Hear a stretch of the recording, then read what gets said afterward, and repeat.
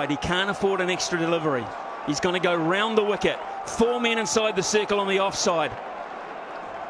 Here we go. Archer. A wide. It is a wide. It's a freebie for New Zealand. It's pressure on a young man. Yeah, Morgan's got to play his role here. Jofra Archer, that was a wide. Morgan's just got to keep in control. Quiet word every now and then from the skipper. Well, he's going to go to field at mid-off. I think that's a good move. He's just swapped with Joe Root. He was in the covers. He's got to go to mid-off because he's got to help him out through this. That's surely a wide. Yes, it is. Yes, it is. Depends on who you ask, really. I'm not asking. That's a on wide. the tram line. Read the book. Here we go. Ball number 1 again. Perfect Yorker. They've got to get 2. Guptill will get back. He's quick enough. 3 off 1, New Zealand. 3 off 1. Oh, the move to put Jimmy Neesham in and face the first ball. If it pays off, it's a masterstroke. If it doesn't, people will be saying, why Jimmy Neesham? Martin Guptill at the moment is just running the other end. I wouldn't discount the fact that Colin de Grandhomme's got the pads on, because if you want someone to hit a 6 off the last ball, he's probably your best bet. Probably your best bet. Here's Archer again. Ah, he's got it! It's huge! It's gone! It's out of the park! Boom! 7 from 4 now. Now it's looking like a masterstroke. Deep in his crease, brilliant batting, way back in his crease. Gave him the leverage to go leg side. That didn't creep over like Stokes. That has gone a long way. You feel for Archer, you feel for him. He might still get England out of this, but it's so on a young man. It's a big call over experience. I think that's why he tried to go full and wide to Neesham. Neesham dominates that leg side. They haven't changed a thing. They haven't changed a thing in terms of the field. Here's Archer again. Neesham gets him again. Will they go for 2? Guptill says yes, a misfield. More pressure. More pressure. 5 from 3 all of a sudden. It's getting to everybody. Jason Roy, I think it is, in the deep with the misfield. And they need all 5. Just to reiterate, scores are level on this one. England win. They need every one of these 5. They are 1 hit away from winning the World Cup. They are 1 hit away from winning the World Cup. Can you believe this? No. 5 from 3, Jimmy Neesham. That steely look. Archer has to come up with something special. Can't bowl an extra. He cannot bowl an extra. Neesham on strike. He's hit another gap. Guptill will come back. Don't worry about that. They've gone to the wrong end. Guptill was always going to make it. Now we're down to 3 from 2. Butler's screaming, my end. He's screaming, get it to my end. You're not going to round Guptill out.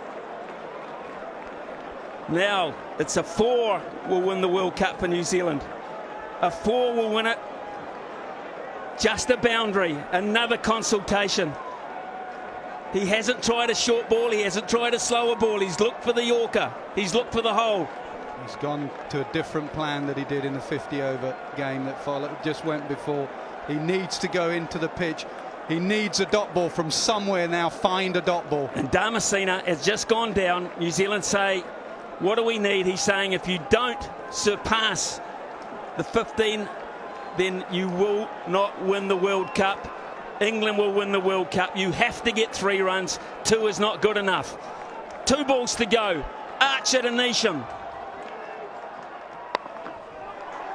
It's going to be on Martin Guptill. It's going to be on Martin Guptill. 2 from 1.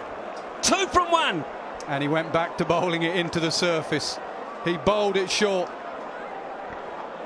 I wonder if Jofra Archer's going to try for the run out there. He said to Martin Guptill he'll be batting at 7:45 at Lords and you need 2 to win. He'll probably think he's 220 not out, not facing his first delivery in a super over. Now Bish, get back in here. Don't you walk away, son. What does he bowl? Right-hander on strike. Going Yorker. Going Yorker. Yeah. Nasser? Butler's been down. He's had a word. Slower ball into the pitch. I'm looking at the field as it's going to come to who can stop the two. One England win, anything more New Zealand win. I can tell you right here and now, in about 30 seconds time, there's going to be agony and ecstasy of the highest order in sport. I just hope, Smithy, it's done by a bit of brilliance, not a mistake out there in the field. Let's look at the field, guys. Look at the field. Long on, long off, and not right back on the boundary. A lot of those boundary riders are looking to stop the two. They're hedging their bets, which they have to. Well, Martin Guptill, eh? Has it turned?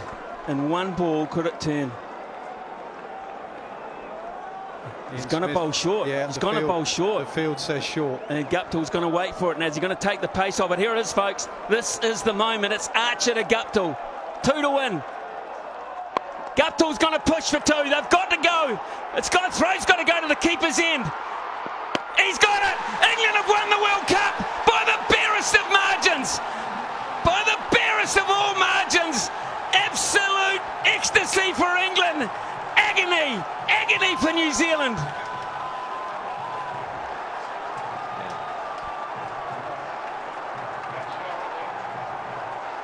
Wow. It's all yours, Nasser. It's your cup. Unbelievable. You've got to feel for New Zealand. Look at them. You just cannot believe it, but England have deserved it. It came down to one bit of fielding after 7 weeks. Could he get back for 2? Could the throw come in? It did. Could Butler get it back to the stumps on time? Thank you, I've made my decision. That is brilliant. What a way to end the game. Truly remarkable scenes. New Zealand might have lost the game, but cricket has definitely been the winner here this evening. It was Jason Roy, the fielder. Archer has come up trumps just by the barest of margins. And out in the middle, the players are comforting each other. And New Zealand, Guptill and Neesham have done their very best. It is just the most amazing scene here at Lord's. Has it been matched ever in terms of drama? I can't think so. I can't.